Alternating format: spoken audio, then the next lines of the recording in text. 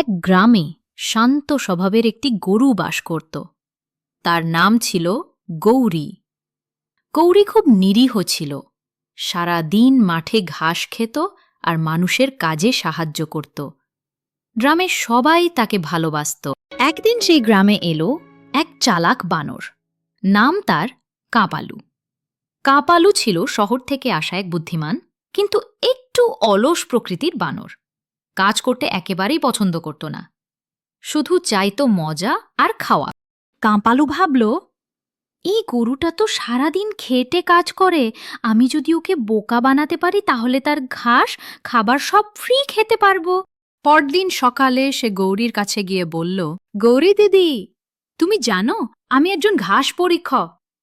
নতুন ঘাস বিষাক্ত কিনা সেটা আমি চেখে দেখে বলতে পারি।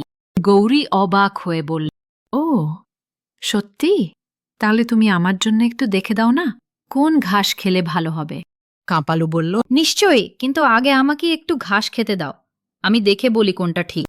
এইভাবে কাপালু প্রতিদিন গৌরীর ঘাস খেয়ে ফেলে আর বলে, এইটা ভালো না, ওইটা খারাপ।